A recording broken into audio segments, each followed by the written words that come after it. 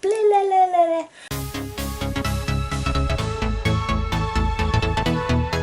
Hey beautiful booktubers, I'm Becky Bookworm and I'm here today to talk about my best books of 2017. And I'm just going to give you a few stats first of all. So my goal for 2017 was 70 books and I actually ended up reading 93, which was pretty good. I did have a very good reading year last year. I remember at the beginning of 2017 I was becoming really active on BookTube and it sort of pushed me to read more. I also read quite a lot of graphic novels, so that probably helped as well. According to Goodreads, that is 24,328 pages, which is a lot of pages. I'm going to give you the top 10 best books of 2017, as according to me. Now, this is just my opinion. Everyone has different opinions on things. Some people like books I don't like, and I will like books that you may not like. So I'm not going to talk too much about them, I'm just going to run through them. These are in no particular order either, just books that tickled my fancy. The first book I read this year, which made it into my top 10, was Call of the Undertow by Linda Cracknell. This was about a woman who, running away from something that happened in her life down south, she moves up to a rural area in the Scottish Highlands. She's a map maker and she befriends a strange small boy and together they get to know each other. It's got magical elements to it and it was just very atmospheric, very cold. It was by the sea and Linda Cracknell's descriptions of certain things were just absolutely wonderful. So I was meaning to read more books of hers, but I think I've just not really followed that up, so maybe I'll follow that up this year. Next was The Book of Phoenix by Nnedi Okorafor. For those that don't know, Nnedi Okorafor writes predominantly sci-fi books. This one is about a woman who was made in a lab. She has never known the outside world and she's treated like a thing. She has some powers and it's about her breaking free of the shackles of this, I think they're a government lab or something, who are weaponising people, and she breaks out of there and goes on a journey to find herself, and she is angry. This is a story of an angry woman who has been used and abused. Nnedi Okorafor's writing is absolutely wonderful and this book is just fantastic and it led me to reading more of Nnedi Okorafor's books.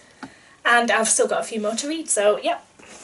The Soul of an Octopus by Sy Montgomery. This was a beautiful non-fiction book I read and it's the tale of Sy, who goes out of their way to befriend and become more knowledgeable about octopuses. Now sadly all of the octopuses that they have in captivity have been apparently taken from the sea, but they have them in this, I think it's like a sea life centre somewhere in America, and Sy befriends them and gets to put their hand inside and they'll come up and put their suckers on you and that's how they taste and that sort of thing. And it's like a tale of, I guess there's a lot of science-based stuff but it's not too dry, but there's also quite a lot of emotional stuff as Sy talks about the connection that they feel like they have with these octopuses and how emotionally intelligent these octopuses are, and it's just a wonderful heartwarming book, and octopuses are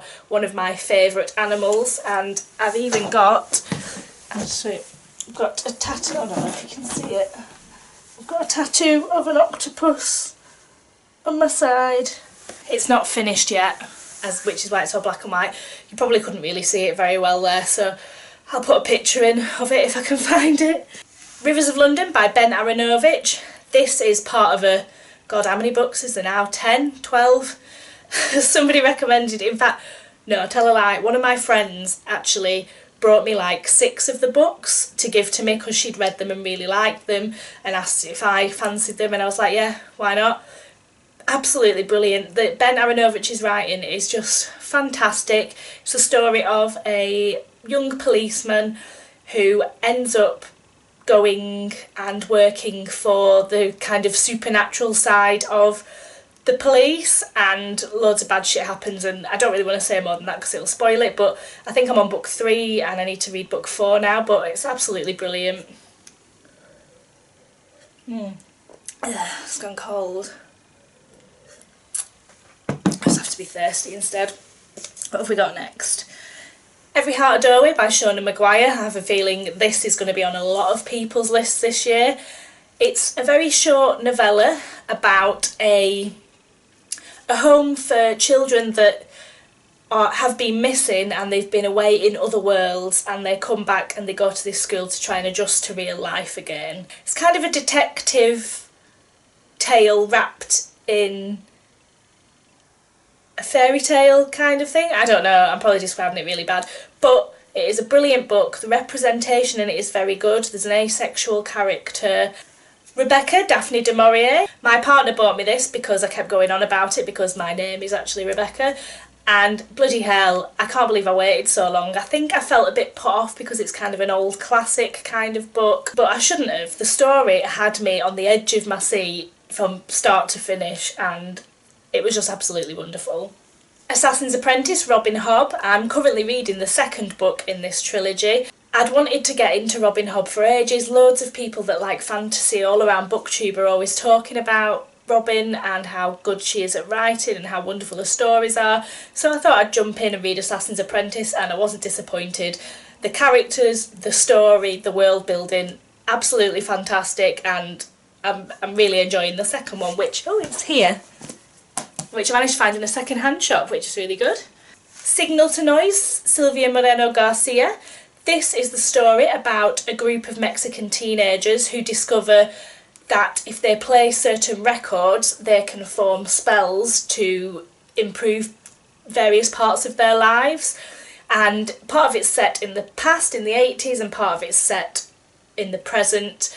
After I don't think this is too spoilery, but I think it's after the dads died.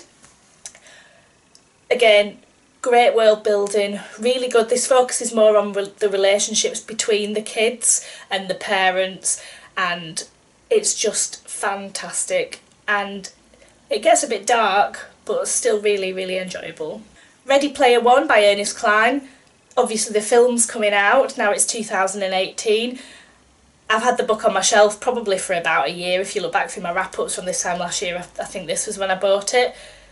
I love this book. This was just so good. I mean, I love kind of dystopian stuff anyway, and I hadn't read anything in a bit of a while, I don't think. But yeah, so good, really action-packed, and I'm really excited to see the film. I hope they don't mess it up. But I love the look into the future where everyone lives on caravans stacked on top of each other in these kind of almost shantytown kind of things, and the world's awful, so everyone escapes into... I need to stop moving my hand too much. Everyone escapes into this virtual reality world, and then it turns into a quest because they're all trying to find this Easter egg to stop the big corporation taking over the free open sourced world that they all live in. And finally, number 10, although these aren't in any order like I said, is A Closed and Common Orbit by Becky Chambers. For those that watch my videos quite a lot, you'll know that Long Way to a Small Angry Planet is one of my favourite books of all time. I recently reread it and I just absolutely love it. So I knew I was going to enjoy A Closed and Common Orbit. Granted, I didn't love it as much as Long Way to a Small Angry Planet, but it still felt so good to be back in that world. We follow two of the minor characters from the first book, and it's just wonderful. I really like how Becky Chambers writes. So, next is some of my favourite graphic novel series from last year, and it wouldn't be a list of good graphic novels if I didn't talk about Saga by Brian K. Vaughan. We are up to volume 8. This is two alien races who have been at war for a long, long time, and two people and a person from each side end up falling in love with each other, and they have a kid, which is incredibly bad for the people on either side of the war. They're saying that it's an abomination and they're trying to hunt them down to catch this kid and probably do bad things to it. So that is where the story starts. As I said, we're on volume 8 now, and it's just absolutely fantastic. It is so diverse. It tackles really hard storylines, but it's written in such a way that it isn't too depressing, and it's just wonderful. It is just so good. So next one was Witches by Scott Snyder, volume 1. There's been talk about there being a volume 2 for absolutely ages, but we still haven't had anything, so I don't know what's happening with that. But that is a really creepy, scary graphic novel that's quite enjoyable. Just don't read it if you're in the house on your own, because it'll scare you. Next up, Frey by Joss Whedon. This carries on the Slayer story 200 years in the future. Slayers have died out because vampires have. However, some vampires are coming back into the world, so I guess Slayer strength is somehow switched on, and Frey is called upon even though she doesn't know what a Slayer is or what's happening. And it's just enjoyable start to finish. I'm really sad it's a standalone because I wanted there to be more. And finally, The Beauty by Jeremy Horne. This is a series that tackles how far are people willing to go to be beautiful. There's a sexually transmitted disease doing the rounds where when you catch it within a few days, you wake up and you're absolutely beautiful.